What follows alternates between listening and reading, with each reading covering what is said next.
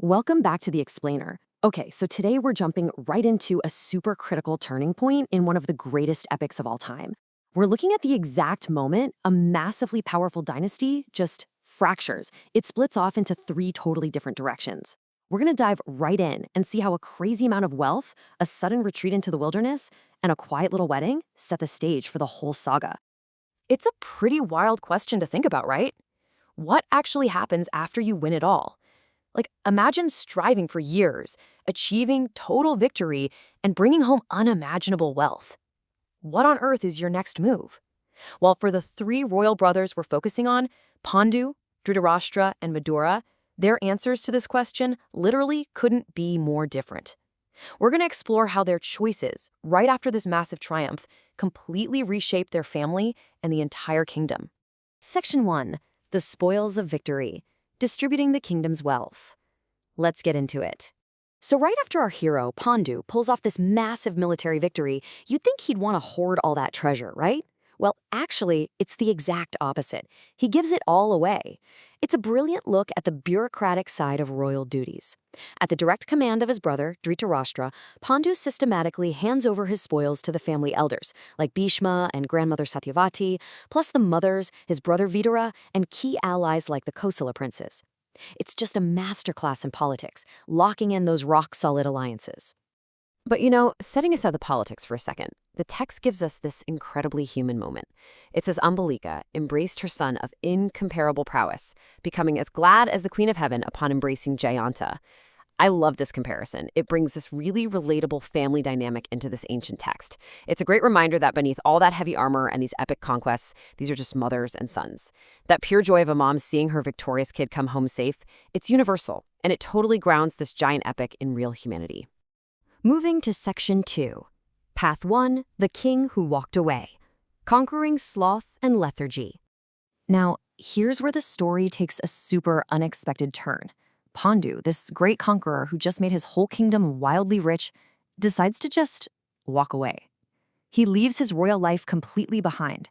The text explicitly tells us he achieved a victory over sloth and lethargy, literally trading excellent palaces and luxurious beds for huge solitaries and chasing deer. He basically swaps out ultimate comfort for this totally rugged, perfect freedom up in the Himavat mountains. And to help us visualize how majestic Pandu looked out there in the forest, the source uses this fantastic cultural metaphor. He's not just some guy roughing it in the woods. Accompanied by his two wives, Kunti and Madri, the handsome Pandu is compared to Airavata. If you don't know, Airavata is this mythological multi-headed elephant known for immense power and grace. So wandering these beautiful, hilly woods with his wives, who are described here as two she-elephants, Pandu is projecting this aura of totally serene, unstoppable natural majesty. But hey, don't mistake his peaceful retirement for vulnerability. Pandu is still a fiercely skilled warrior. Just look at the wilderness gear he's carrying. A sword, arrows, a bow, and beautiful armor. He is still trained in all excellent weapons. So yeah, he might have retired from the exhausting politics of the palace, but he absolutely hasn't retired his identity as a warrior. He is very much a king of the wild. On to Section 3. Path 2.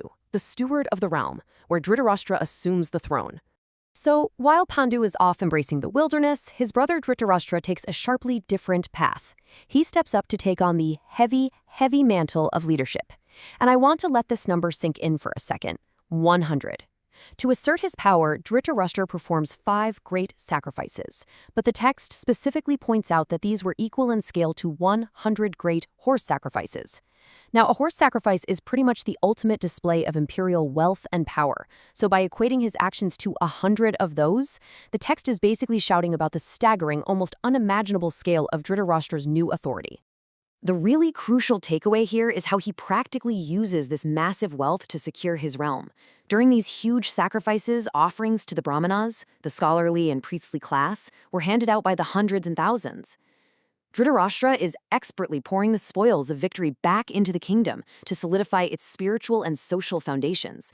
He's making absolutely sure he has the loyalty and the blessing of the cultural elite. But check out this fascinating dynamic between the two brothers. Even as Dhritarashtra fully flexes his new sovereign power, he totally doesn't forget his brother living out in the woods. At Dhritarashtra's direct command, people continuously supplied Pandu with every single object of pleasure and enjoyment. It's such a brilliant administrative move, and honestly, a great brotherly one too. Dhritarashtra gets to hold the throne, but he makes sure the military hero who made it all possible never lacks a single thing in his chosen exile. Okay, Section 4, Path 3, Building the Lineage. Vidura's Quiet Legacy. Right, so we've seen the warrior walk away to the mountains, and we've seen the steward step up to the throne. Now we have to talk about the third brother, Vidura. His path is all about building a quiet, foundational legacy. While his brothers are doing these grand, flashy things, Vidura's path is actually orchestrated by the family patriarch, Bhishma. The text notes that Bhishma, the son of the ocean-going Ganga, takes it entirely upon himself to arrange a marriage for the greatly wise Vidura. He's making sure Vidura is perfectly positioned to contribute to the next generation of the dynasty. Bhishma brings this bride from her father's home. She's the youthful and beautiful daughter of King Devaka, born to a Sudra wife. Vidura marries her, and the text specifically mentions that they go on to have many children who are like unto him in accomplishments.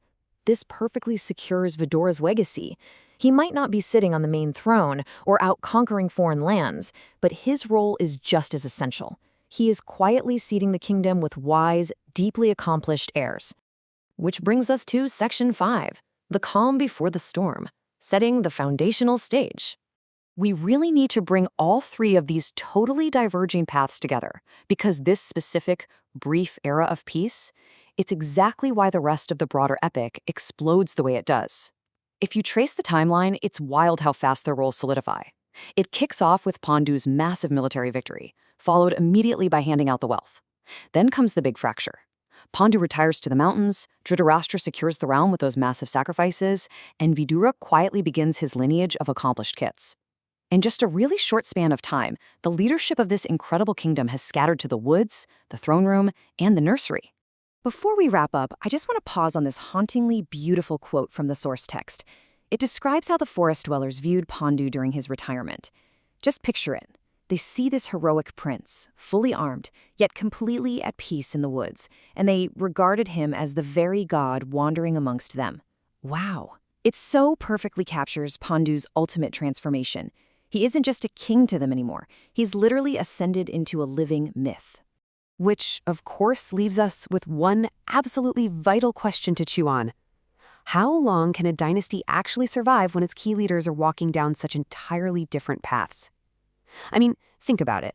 We've got a godlike warrior isolating himself in the mountains, an ambitious king deeply cementing his absolute power in the capital, and a wise brother quietly raising the next generation in the background.